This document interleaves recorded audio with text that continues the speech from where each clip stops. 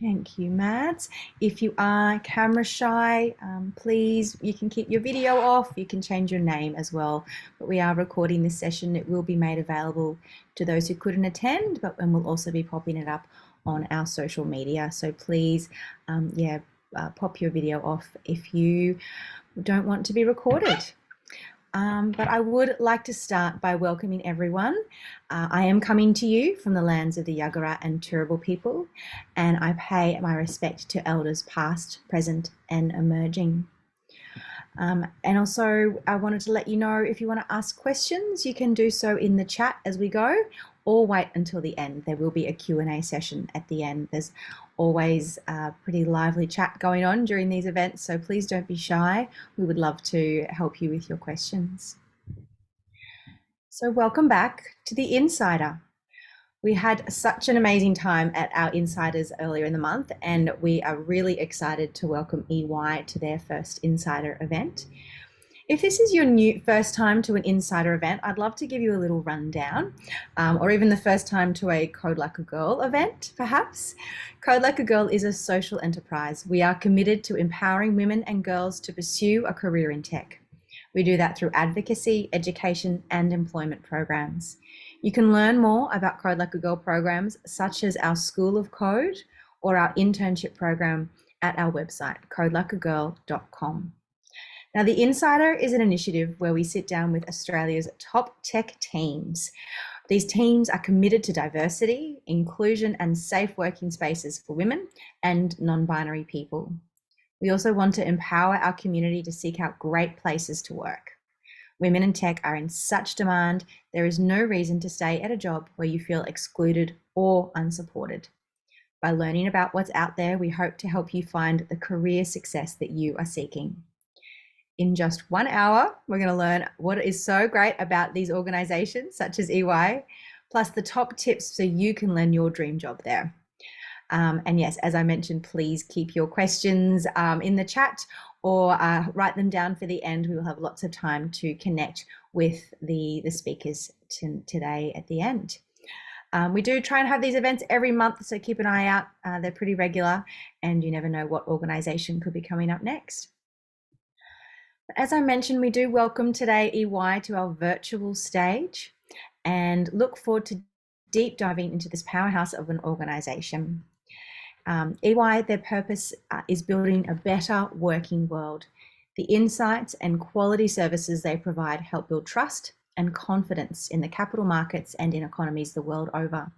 They develop outstanding leaders who team to deliver on their promises to all their stakeholders.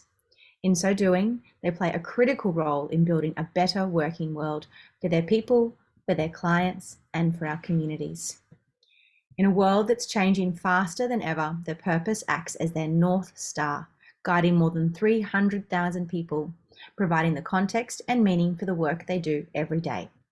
They help digital pioneers fight data piracy, guide governments through cash flow crisis, unlock new medical treatments with data analytics, and pursue high-quality audits to build trust in financial markets and business.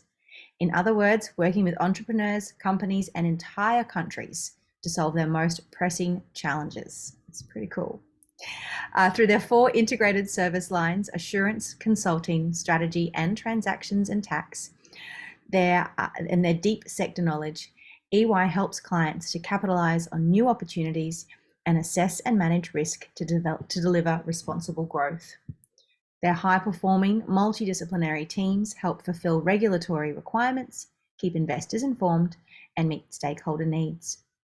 Code Like a Girl has been partnering with EY for almost 12 months now, and I've personally learned so much from them in that time. How they supported their team through COVID, the opportunities for growth, the sense of camaraderie, and the champion of women at all levels are elements of the EY culture that I've come to know. And I can't wait to explore them with you all today. So let's welcome to the virtual stage our beautiful panelists.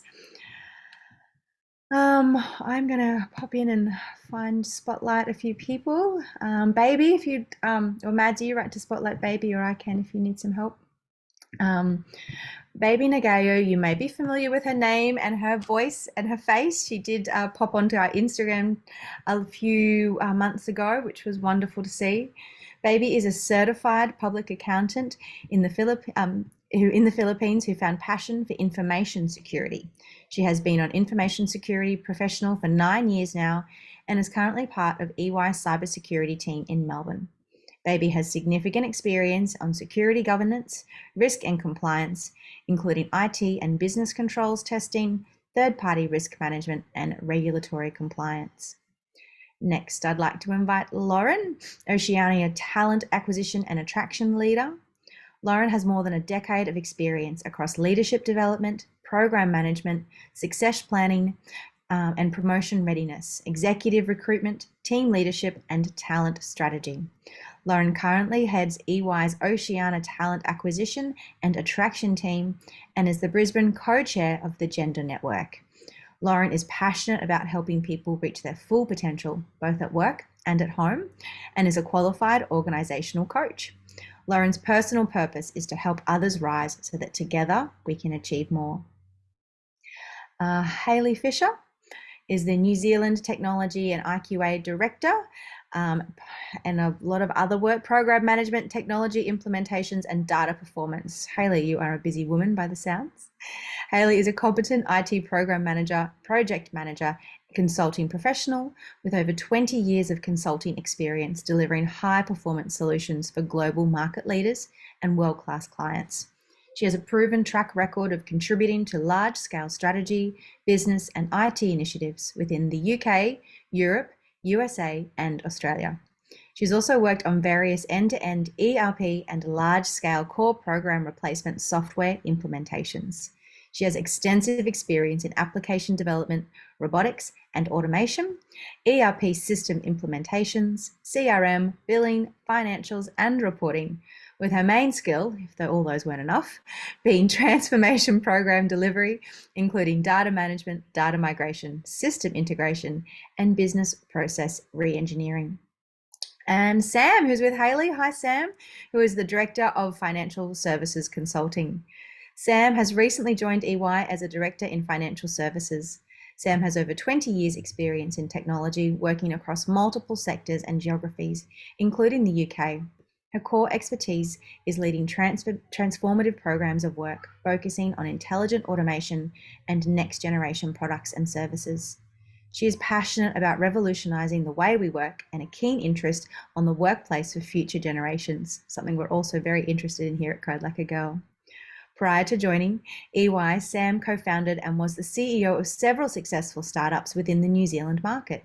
Before changing careers and becoming a small business entrepreneur, Sam had a long career in the corporate sector, mainly in banking and telecommunications, both in New Zealand and the UK. Sam emigrated to New Zealand 17 years ago from the UK. She has 4 boys between the ages of 15 and 24, so she is a busy woman. And she married her second husband by eloping to Las Vegas. Sam, where was the invite? I would have been there. So, action-packed session today, given these resumes. I'm so excited to jump in. So I might start, Baby. I know that our community probably knows you from your Instagram takeover. You were such a wonderful delight to start with. And you just connected so well with our community as to why being in tech as a woman is so important to you. Would you mind letting us know a little bit more about your career and how you've come to be where you are and why you are so passionate about women in tech? Yeah, so good afternoon, everyone. So as Amy mentioned, I'm a cybersecurity manager within tech consulting at EY Melbourne, and I've been with EY for 5 years now. As many of you already know, I do not have an IT background. In fact, I studied business administration and accountancy at the University of the Philippines and did pass the Philippine CPA board exam way back 2013. And that's the same year I started my career at PwC Philippines doing IT audit. Then 4 years after, I was given the once in a lifetime opportunity to be a part of EY Melbourne's risk assurance practice. So EY sponsored my family's visa and provided the support we needed to successfully relocate here in Melbourne. So when I joined EY Melbourne, I got to continue working on IT audit projects. So that's the same type of work I did when I was still in PwC Philippines. And 2 years later, in mid 2019, I was given an opportunity to work on a cybersecurity project. And that was the beginning of my career in cybersecurity. When I joined cybersecurity, I was really like, I have a lot of self-doubts that I will progress in my career within cyber. And that was the time I got introduced to the women in tech community at EY. That was the time I saw women progressing in their career in cybersecurity. I got to know, their own pathways to wherever they are at that moment, and it kind of inspired me. And I saw, mothers of children. I have one child, so she's currently 7 year old. And then I saw people who have like many kids progressing in their career, and that's when I thought, if they can do it, why can't I? And that's when I started really talking to people and understanding their career path. And definitely my involvement within the women in tech is very empowering. I got all the support that I needed to be able to be successful in my career. And now look at me. I'm now one of the cybersecurity managers at the EY Melbourne team. That's amazing. Thank you so much for sharing, baby. I love that you help to overcome your self doubts by joining a community of other women who are in the same position as you, who are facing the same challenges. And, I've said it so many times on this stage, you can't be what you can't see. So, how inspiring for you to connect with that group and become what you saw around you. So, congrats. I just love that story. Lauren, I would love to hand over to you to introduce yourself a little bit and talk about your passions. In your bio, we spoke about you love to help people reach their full potential. And I'd love to hear from you a little bit more about what that does mean to you in your job and at EY. Amy, how much time have you got? Because this is probably my favorite topic. I had a team meeting yesterday, and I was chatting with our team about one of the things that I most love about EY is just the other stuff that you can get involved in that doesn't strictly align with your kind of day-to-day job or your position description, just like Baby was explaining. And so, Tuesday night, I delivered a session to our global corporate finance women of the year finalists, sort of spread across the globe, and we talked about this concept of personal purpose. And that certainly doesn't fit in my job description, but I love doing it. And so I think that's such a great thing that we get to do things like that. As you mentioned at the start, I'm an organizational coach. So I coach lots of our partners as they transition into their new roles. And again, what a privilege to help people as they move into leadership positions in our firm. And also through our EY Ripples program, which is our corporate social responsibility program. I do quite a bit of work with social entrepreneurs and helping them scale up their businesses and manage their startups as they get them off the ground. So again, not in the job description, but lots of fun things that I get to do here. Yeah, that's awesome. I love that. It's something that we've spoken about before with anyone I've spoken to in EY, that the extra sort of things that you're encouraged and supported to do. So I think we'll definitely dive in a little bit more into what that looks like for different people soon. But I'd love to hear from you, Hayley. What an impressive resume and bio. You are across so many different tech programs. I would love to know, I'd love to, hear your reflection as a woman in tech who has achieved so much. What is your reflection on your career thus far, and what advice would you give to other women who look at you and go, wow, I want that resume, one day? Oh, you're on mute. Sorry, Dom.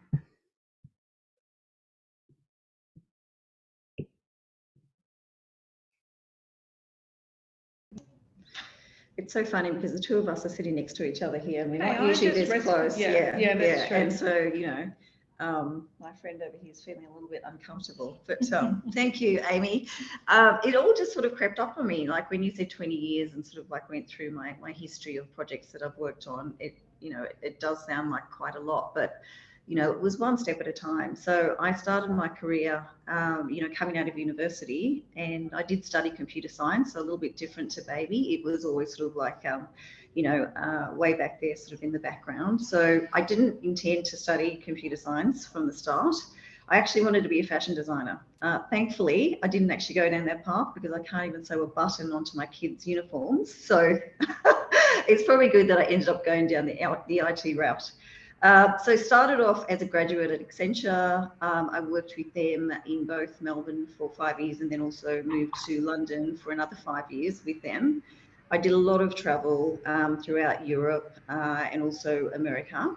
And then when I had my son, and this is going back to sort of balancing, you know, family and having children and also career, I did think, and this is going back 15 years, so things are slightly different now than what they were back then.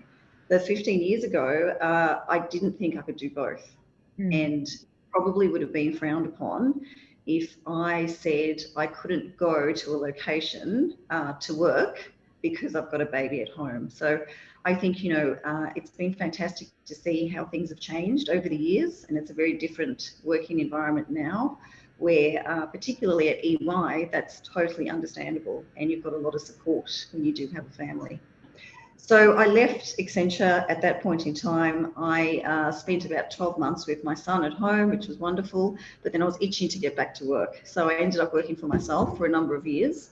I went into industry. I worked for National Australia Bank when I left London, and I came back to Melbourne, which is my native home, and did some really interesting work there, you know, managing large programs of work and doing lots of implementations.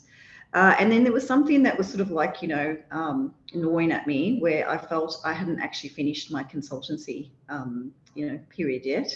And I then decided to join EY, which has been fantastic. So I've been back in consulting for just over a year now.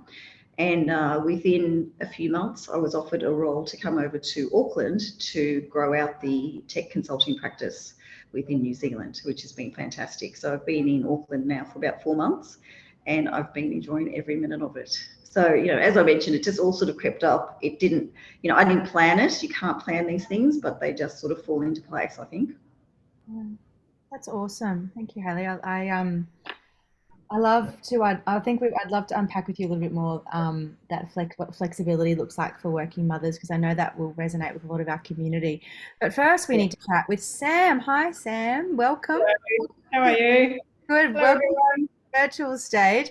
I love that your experience has come. You know, has come through being a startup, you know, an entrepreneur. You've had this excellent experience, and now you find yourself working at this huge EY. Can you tell me, what are the skills? We talk a lot at Code Like a Girl about transferable skills, I guess.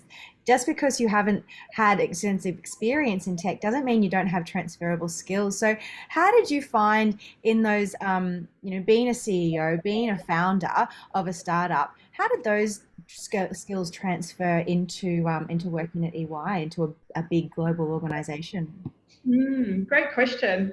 I think when you kind of break it down, the skills that you need as a CEO versus what we do here are pretty much the same. So I absolutely love talking about what we do in terms of the intelligent automation space. And so a lot of the skills around that was in the sales space, and that's, you know, massively transferable in terms of talking internally. In fact, you know, selling internally here is just as important as selling externally to the market. So I've always been really interested in people leadership and developing high-performing teams.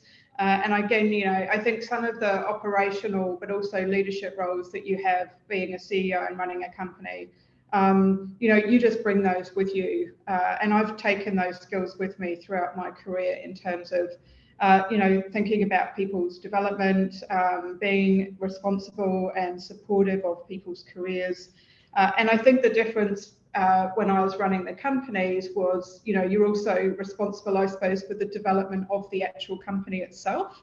And that almost becomes like an identity that you want to protect and grow. And and go out and talk about a lot. So I think, and I suppose the third thing is I've sort of had a similar journey to Hayley in a way, in terms of always had a real strength in organisation, and I think that the organisational person in me translates itself really well to being kind of aligned to that sort of project and program management.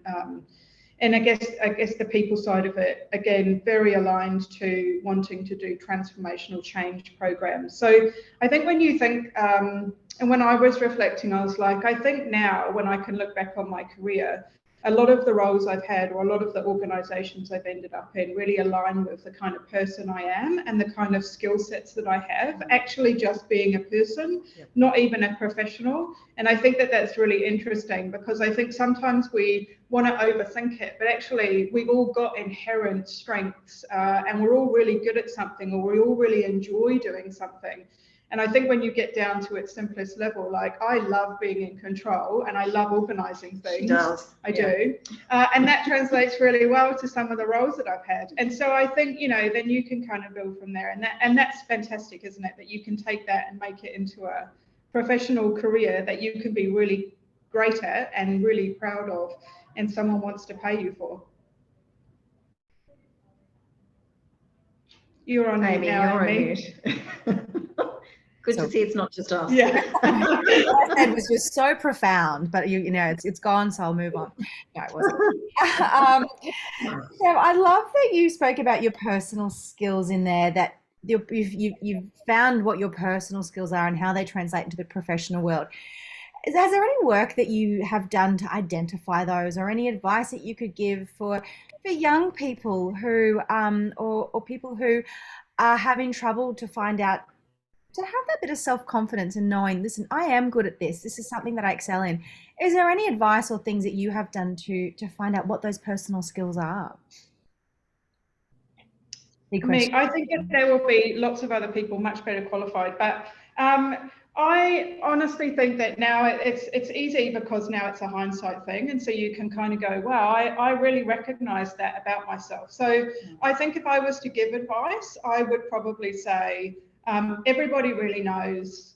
I would say that most people know what they really enjoy, and most people know what they're really good at, or what they want to be good at, or some of the skills that they already have. Like that, being organised and wanting to be in control doesn't necessarily, I didn't sit there one day and think, well, that means I must be, good at this. I think it's then you get the opportunity to experience it. Or, and again, I am not technical at all. I have no technical background. I have no technical skills, but I've formed this career in technology because I'm really good with people, and I'm really good at understanding and translating. So I guess it's just a case of saying, there are so many different opportunities that mean you can either be really technical or semi-technical or not technical, but there are just these opportunities, and I think it's about exploring those, and maybe it's about talking to people, and as Baby said, connecting into a community, or there's so many people to talk to.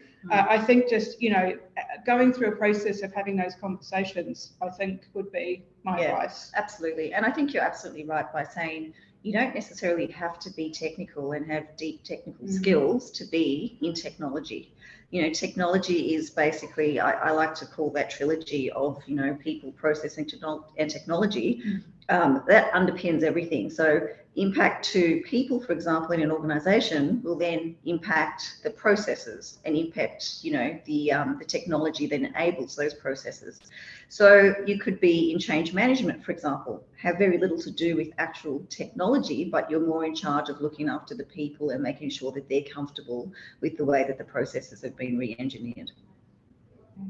That's awesome. Thank you. I think, Baby, that would probably be a great opportunity to chat with you about your non-technical background and where you found yourself in cybersecurity. What training or skills did you undertake once you started in your role? And how did you overcome, was there any confidence issues? I guess we did kind of we chatted a little about it, but how did you overcome those sort of confidence issues to succeed in your cybersecurity career? Yeah, at the beginning of my time with the cybersecurity team at EY, I really struggled with a lot of like negative self-talk, self-doubts. Can I really do this? What am I doing in my career? I should have stayed in accounting. That's what I do best. That's what my parents told me I should do. But now look at me, I'm struggling here. There's so many technical people around me. I don't even understand some of the terminologies. Sometimes I walk in a client meeting and I was just like, oh my goodness, I need to jot down notes and Google, terminologies after that meeting. But I think from a training perspective, most of the things that I learned in the cybersecurity space are based on actual projects that have been assigned to me. It's more of like on the job training. Just to be very clear to everyone in this call, I did not plan to be in cybersecurity. And I always tell people who go to me and ask me how I got into tech, given that my background is in accountancy, that my curiosity and my courage to ask for opportunities, to ask for things that I like to learn and gain experience from, those things that led me to where I am right now. So looking back, if I did not proactively ask for a cybersecurity project, I wouldn't be given the opportunity to work on a cybersecurity project. And I would never even know what it's like to work in the cybersecurity space. I would never know that I will enjoy working with the cyber team at EY. So the one thing that I always tell people, and I say this over and over, is that it's not really what you know that will get you to where you want to be. It's who you know that matters most. When I surrounded myself with the right people who make time to mentor and coach me on how I can achieve success in my career in cyber, that was when positive changes started to happen, not just in my career, but my life in general. And the learning is continuous. So every day I learn new things as I work with my clients in cybersecurity space. I love that. I love it. Yeah, surrounding yourself with people, it's something that you come back to, but we like to think here at Co-Lucky Girl, we are sort of helping to build that community that we advocate for the people in our community, but we also try and help them to advocate for themselves. And I love that you've shown that in your career, putting your hand up and saying, this is interesting to me. Let me have a go and look how far you've come from it. That's amazing. Lauren, this is probably a great opportunity to chat with you. You said one of your favorite things is to help people move into leadership positions. I can imagine that when someone moves into any position for the first time, whether it be a leadership or a tech role for the first time, there are a lot of challenges that they face in their own confidence. What are some of the things that you apply or advice that you can give to a woman or non-binary person coming into a male-dominated tech industry to help them feel that they do have the skills and they can succeed in this career? I think I'd just probably agree with everything that Baby just said around, leaning on your network, cultivating that network, making sure that you have people around you to support you, guide you, lift you up. And it doesn't just have to be women either. We know that often sponsorship by men, particularly more senior men, is often far more effective than sponsorship by women. So absolutely strategically cultivating your network, having kind of the right people in your corner, and not just the right people who are in the right roles, but people who truly believe in you and want to see you succeed. I think the other thing, and Baby mentioned this too, was just this concept of imposter syndrome, or what I generally refer to as sort of our inner critics. And I think that inner critic is always there. In some ways, we've kind of evolved from where it used to keep us safe. Now it probably keeps us in our comfort zone. And so I think that volume of your inner critic goes up and down depending on your comfort level. But I think being aware of it, acknowledging that you're kind of feeling it and you're hearing it, giving it a name sometimes helps too. But just acknowledging that it's there and, it is just a story that you're telling yourself at the end of the day. I've heard, and it's something that I sometimes put into practice, is to actually thank that inner critic with the name, because in a way they're trying to keep you safe because you're doing something something challenging, correct? So that inner critic is trying to keep you safe and keep you from harm, but we don't grow unless we challenge. So yeah, I love that idea of giving that inner critic a name. I think it's really empowering. So maybe we should ask, sorry? Now that you've said it, I will tell you the name of my inner critic, because it also helps to give it a shape too. Yeah. And you're so right, Amy. You know, I think when I was younger and as I was coming up into leadership positions, I used to almost try to shut my inner critic down. That wasn't particularly helpful. And so I have actually found it more useful to kind of acknowledge it and thank it. You know, thank you for your input here, but you're not needed. You can go away today. Which I know sounds silly, but as you practice it, you get more comfortable with it. So my inner critic has the shape of a fox because he's wily and he's cunning, and his name is Dolus. You can go and Google that after the session today. But yeah, absolutely, naming it, giving it a shape, thanking it, and sending it on its way, certainly much more effective than just trying to shut it out. I love that. Everyone on the call today, if you have a little think while we're on this session, I want everyone to put a name and a shape to your inner critic in the chat if you are so brave. I'll have a think about mine and do the same soon, but I'd love to, let's do a little bit of personal building here together. Thank you, Lauren. That's awesome. Hayley, I want to chat to you. Let's talk about the culture at EY. I think that's something that I really want to delve into. You know, you touched on that 15 years ago, you know, it's changed. The environment for working women has changed significantly. And I know that there's a lot of women who are in the Code Like a Girl community who aren't currently working because they feel that there is not flexibility out there for them to be the mothers or the parents they want to be as well as work. I also know, you know, it's a statistic that women make up the majority of short-term casual labour market in Australia because we feel that short-term casual job is going to give us more flexibility. But in the end, it's leading to us having less super, less long-term financial stability. So can you talk to us about the benefits that EY provides to working parents and that flexibility and why EY can be a great choice if you're looking for flexibility as well? Yeah, sure, Amy. And, you know, EY, they are really quite an amazing firm when it comes to flexibility. So obviously through COVID, that's even relaxed even more. So we were able to work from home during that whole period, during lockdown. And then, you know, there was talk of coming back into the office at your own pace. Obviously things had changed where, you know, a lot of parents had committed to taking their children to school and picking them up. And that flexibility is still around now. So at the moment where we're at is coming in, you know, at our own pace, 1 or 2 days a week, sometimes 3 or 4, depending on what your client needs. But EY gives you that flexibility to be able to work the hours on site as well as off site, just depending on your job and your role. So they really do have that mindset of build your own career and work your own hours. So flexibly, they're fabulous. And it wasn't always the case. So, you know, not that long ago, I was just reflecting with a senior partner that I was talking to the other night with.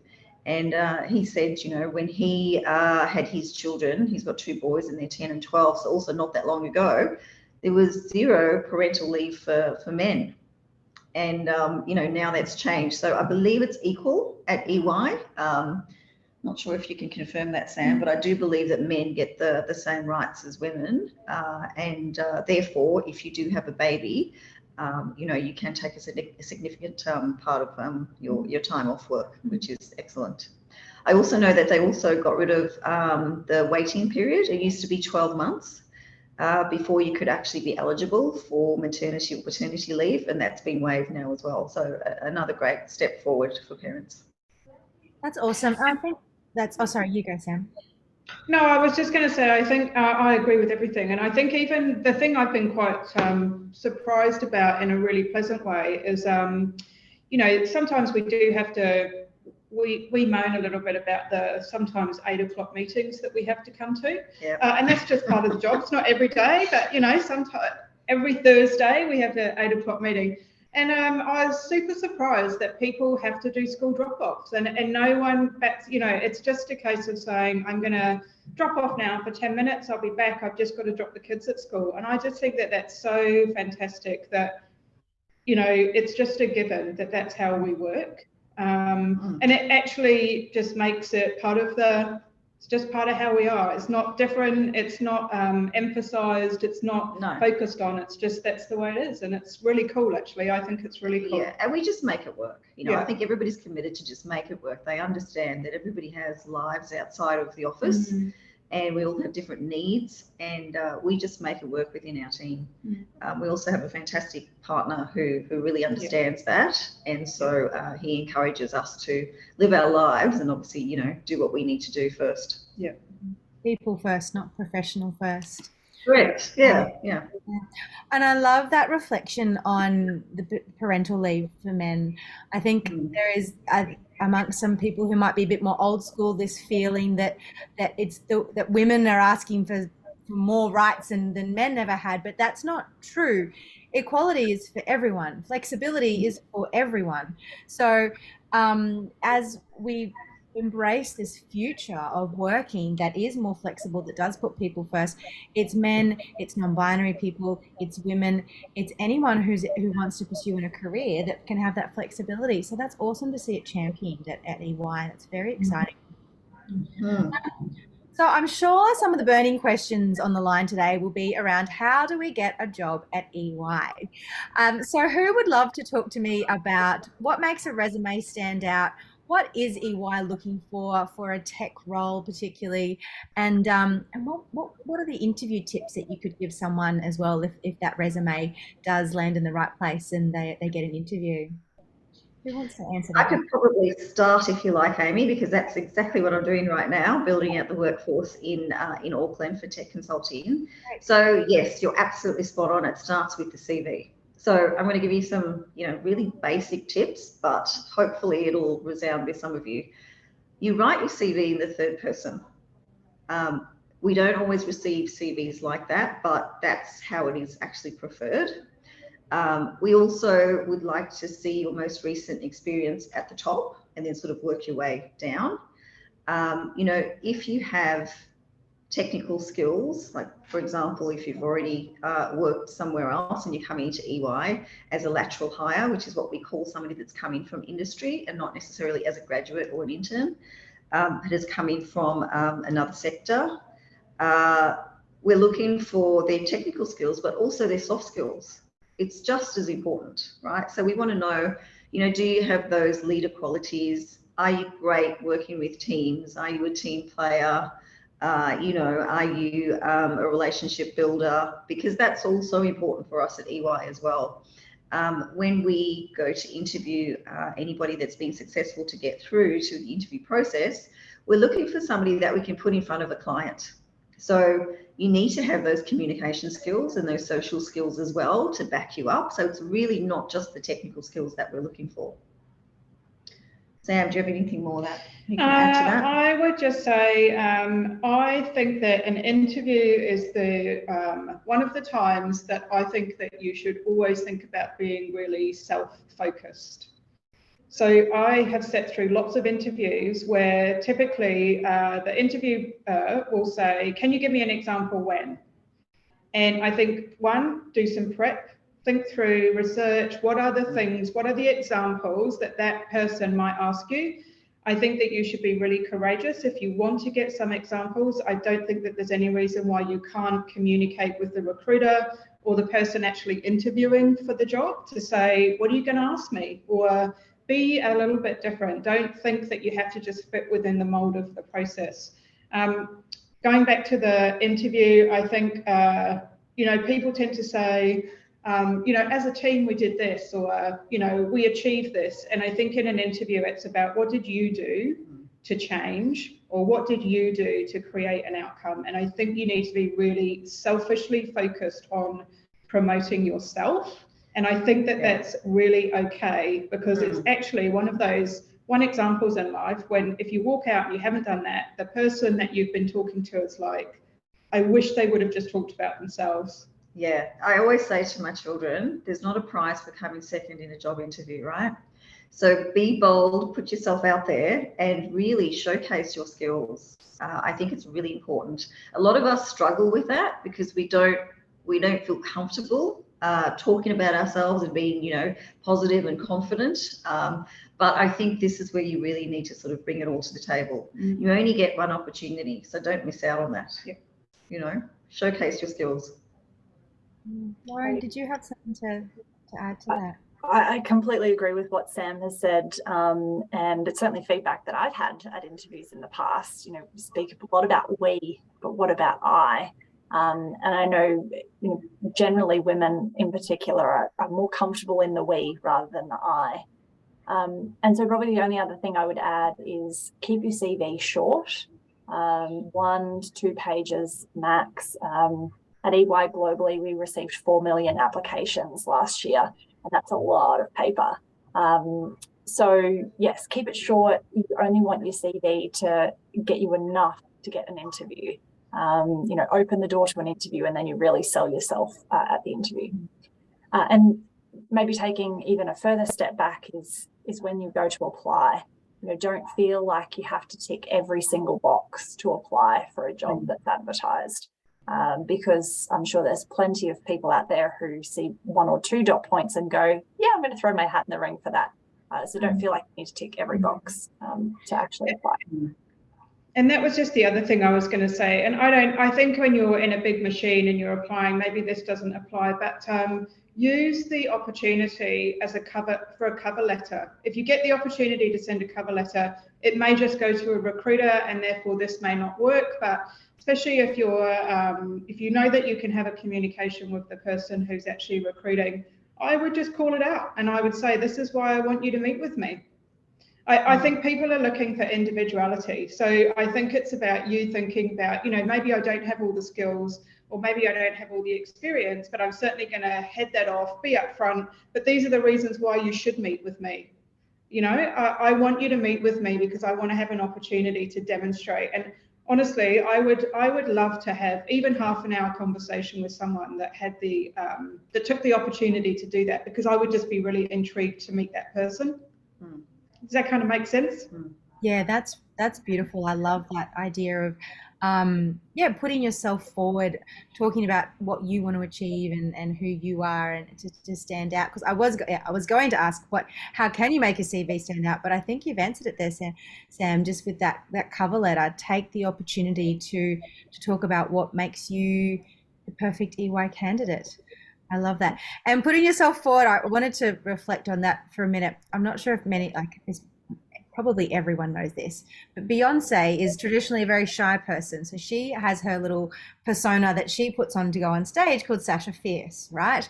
It's something that I do as well when I have to do something that is a bit challenging. I'll put my persona on and get that energy. So just like we thanked our inner critic, maybe we can, as women, to work on putting our best foot forward to put on that persona that is, think of yourself already in that EY job. Who is that persona, and put that person on in your interview if that helps you to talk more about the I than the we, perhaps. That's just my 2 cents. Mine is sparkly earrings. When I feel like I'm going into a difficult conversation, I will put on my biggest, most sparkly earrings, and they'll just set the tone for the entire meeting. Sure, nobody else notices, but I do. Does anyone else do anything like that in an interview or in an important, like I know like a bright color can be a great way to get a little bit of confidence going on. Does anyone else have any of those tips? Or even in the chat, if you're in the room and you've got Nosh has got a, yes, Nosh, what's your little advice? Hi, so I'm a male and I'm a supporter of women in leadership positions. Lauren, to your point, I wear the best bow tie that I like. I love bow ties. And it always is a conversation starter for most people in an interview, because I think they're as nervous as you are, because they want to get to know you as a person. So I think, yeah, I agree with you in terms of whatever works for you. It could be your lucky shirt, it could be a bow tie, it could be your favorite earrings. Yeah. Just put it on, because you've got nothing to lose. And if your skills are not the right for the role, you always made an impression and you'll get a call back. And I've had that happen to me a few times. So yeah. Thanks, Amy. I think it's such a good point, Nosh, that the interviewer, the person that you're meeting with, they want you to be as successful as you want to be successful. They don't want to spend endless hours interviewing candidates. They would love you to be the one to join their team. So I think that's such a good call out. That's awesome advice. I love that idea. They want you to be the one. So yeah, how do you take that confidence? That's awesome. I'm sorry. Amy, I have another little tip. Oh, sorry, Nosh. We'll come back to questions in a minute. Yes, Hayley. Another tip which I found really helpful is to record yourself. So, there's some very standard questions that you're going to be asked. The one that I typically hate, but it always comes up, is tell us a little bit about yourself, right? So practice that and record yourself and watch it back. Be your own critic first and then work on your delivery. I think that has definitely been something, even to help me with public speaking. That's what I found. You record yourself, you play it back to yourself, and then you start to critique yourself and you just get better and better at it. So practice makes perfect. Yeah, I love that as well. I've done it, the public speaking thing. It always feels a bit cringe at first to listen back to yourself, but that's the only way to grow and learn, isn't it? Well, actually, I always find that you think you've done worse than what you actually have done. Again, going back to the inner critic, you always think worse of yourself than what you actually are. It's true. Yes, we definitely do. We're almost out of time, and I do want to leave enough time for questions. But Lauren, I did want to talk to you about EY's Project Everest. It has been in the media a little bit lately, and it does sound really interesting for the future of EY. Could you give our audience some more information about what Project Everest is and how it will affect your current and future team?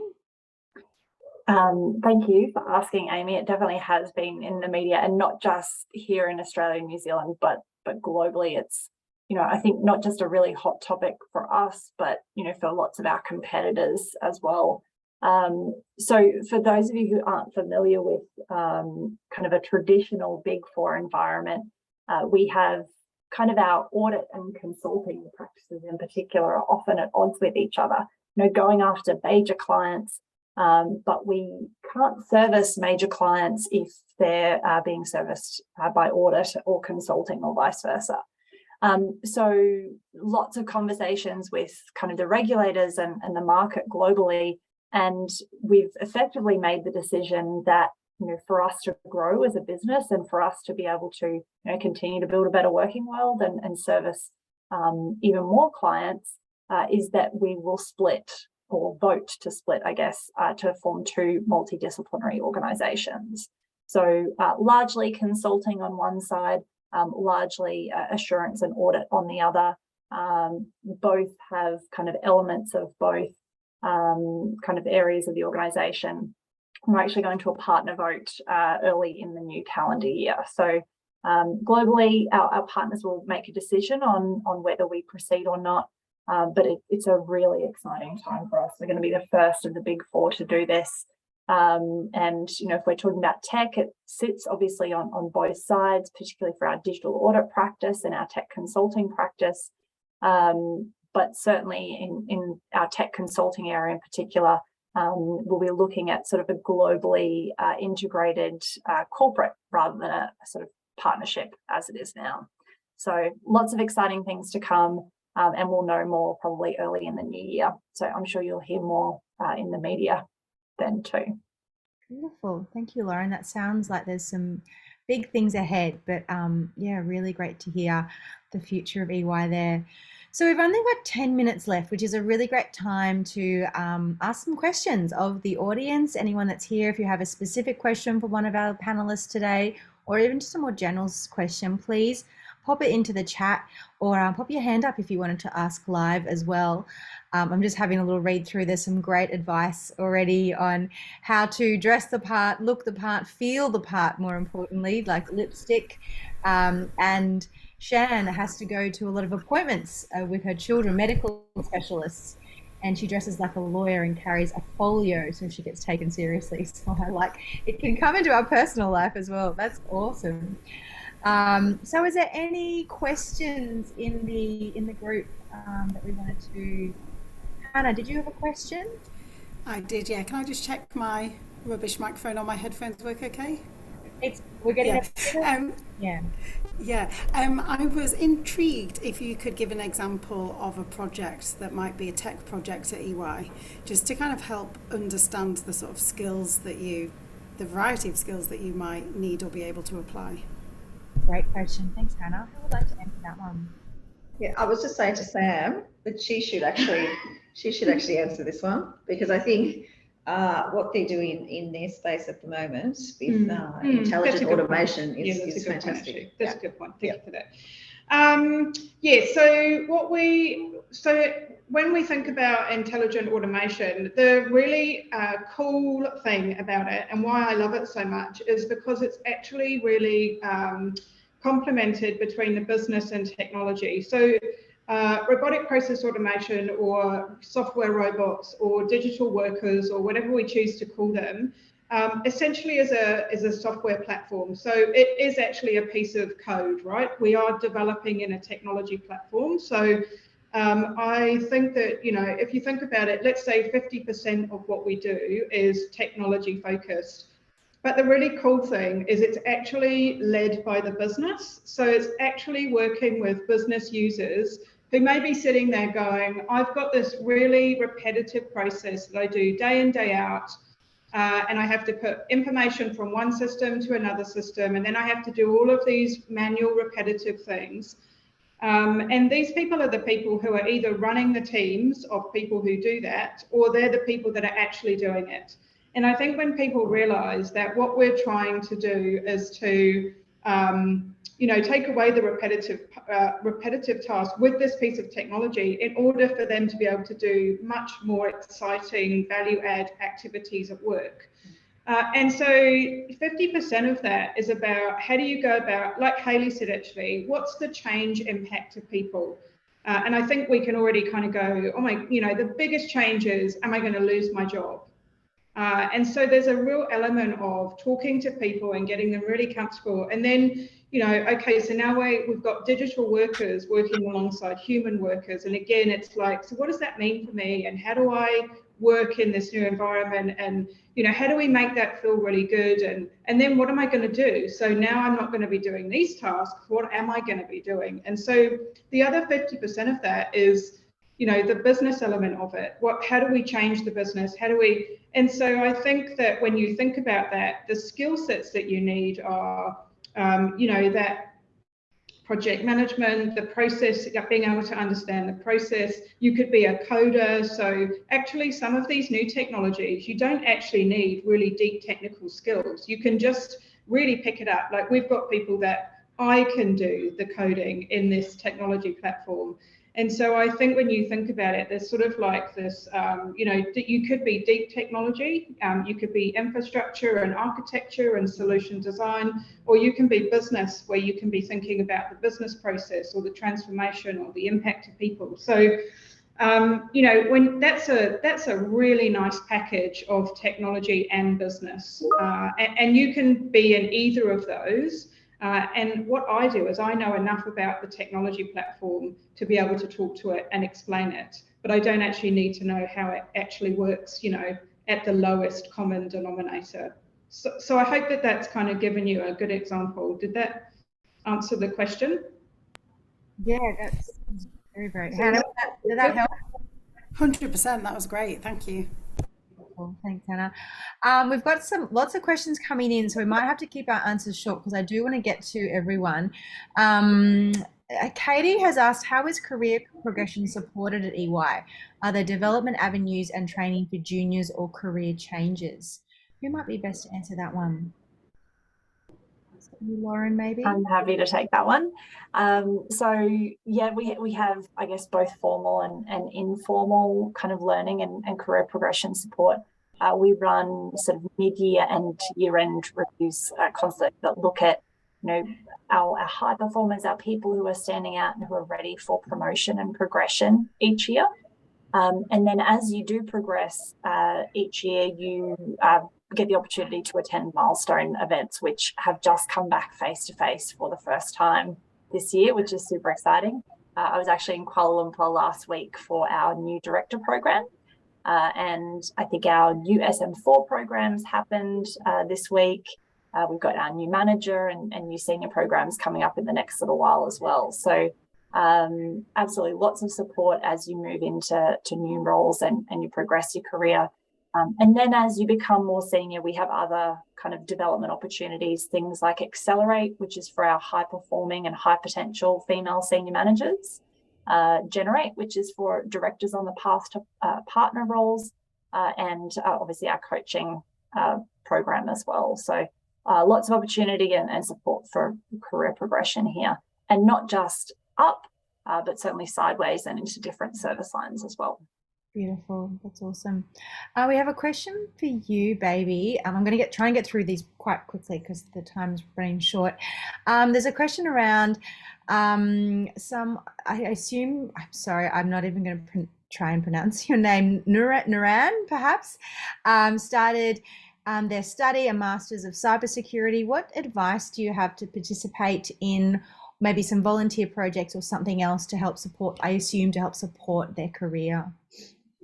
The EY Women in Tech community shape different initiatives for students or for people who want to transition their career from to technology. So I would highly recommend that if there are events coming up like that, so just participate so that you can wrap your head around what should be your next steps, because I'm a true believer that if you talk to people who are already in that place where you want to be in, so that will give you like really good insights and help you like create that clear action plan on what steps you need to take, rather than going different places and being confused about all the information that you're getting. So it's just a matter of like surrounding yourself with people who can really coach and guide you towards the path that you want to take, whichever area of technology you want to be in. Yeah, beautiful. There's some sort of specific questions that I don't think we're going to get through to them. Would you mind if anyone in the chat reaches out to you via LinkedIn with any particular questions, our panelists here today? Is that okay? We'll pop out we'll do an email follow-up to this session with the recording from today if you did miss any of it. And yeah, we'll link any LinkedIn or any other ways to reach out to the team or EY as well following the session, just keeping in time. I think I'm going to wrap it up there, just so there is a bit going on. But yeah, please feel free to follow up as I said in that email. I want to thank this wonderful panel that we've had here today. What a great discussion. I think probably the theme of the day was definitely personal self as well as professional self is welcome at EY, and it was great to hear the stories and reflections on how that's a practice, not just a policy but a practice at EY. Were there any sort of last closing comments that you would like to make to our audience before we all head off and have our lunch or a cup of tea to get ready for the afternoon? I would just say, please get in touch, reach out. We're all just, I think, so passionate about creating that community. And if there is something that you really want to talk about or ask a question about, then please do just reach out and be courageous about it, or just, do it. Exactly. And, Sam and I are both very open to meeting up with individuals for coffee and discussing, more about what we do or how you could get involved in a career at EY. So please do reach out, link in with us, and we'd be happy to answer any questions. Yeah, that's perfect. Thank you so much. It's such a generous offer. So yeah, thank you, Baby, Lauren, Hayley, and Sam for your time. It's been a really wonderful panel, and we look forward to seeing you again soon on a Code Like a Girl stage, hopefully. Thank you so much. Thanks, everyone.